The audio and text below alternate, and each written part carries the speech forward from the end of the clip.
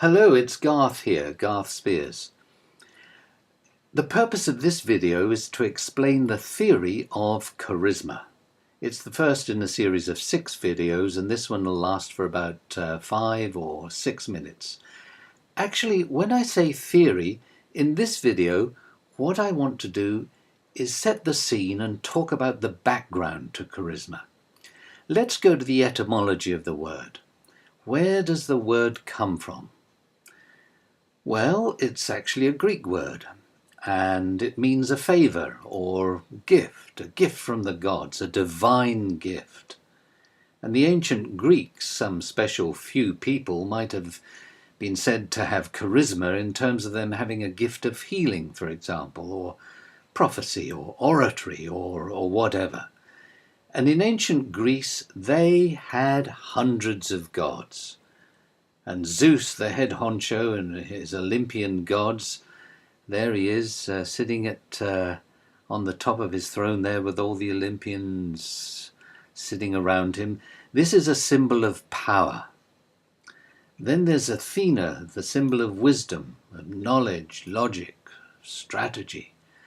And then there's, then there's Botticelli's famous painting of Aphrodite, the goddess of love. Do you know, I spent hours gazing at this in the Uffizi Gallery in Florence. It's not just physical love, but compassion and spiritual love too. An amazing painting. Beautiful. And these 3 values of power, wisdom, and love are important ideas for charisma, and I'll be saying more about these when we come to the next videos. However, of all the gods, I think the one that most is related to charisma is this one, Prometheus. He was the rebel. He stole fire from the other gods and he gave it to us mere mortals.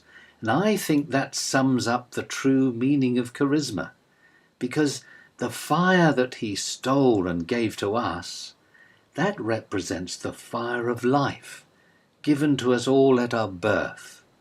So when I hear critics say, oh, you can't teach charisma, I mean, you've either got it or you haven't. You're either born with it or you're not, they say.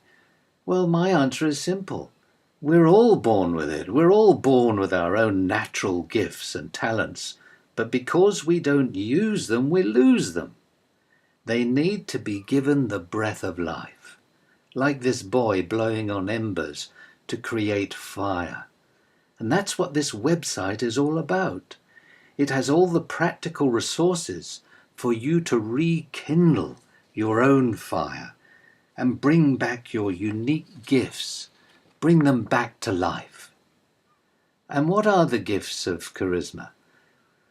Well, there are many. Some say they get to be more confident, more credible, more attractive, more likable, inspirational and genuine and happy and believable and all sorts of things, and so on and so on and so forth. But if I had to pick one, it would be this: freedom. Freedom, ladies and gentlemen.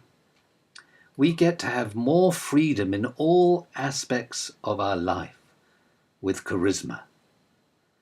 Freedom from fear, for example. Freedom to be ourselves. And freedom to make a difference in the world. Well, I'd like to end with an excerpt from Marianne Williamson, which Nelson Mandela used in his inaugural speech. He said, our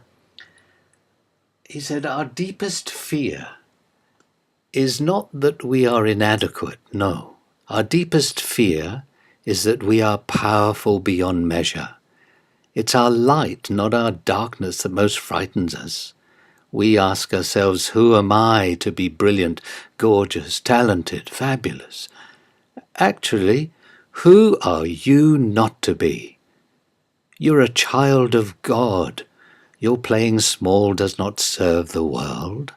There is nothing enlightened about shrinking so that other people won't feel insecure around you. We're all meant to shine as children do, And as we let our own light shine, we unconsciously give other people permission to do the same. Well, ladies and gentlemen, that about covers the background to charisma. In the next 5 videos, we'll be looking at the psychology of charisma. But in the meantime, let me leave you with this thought.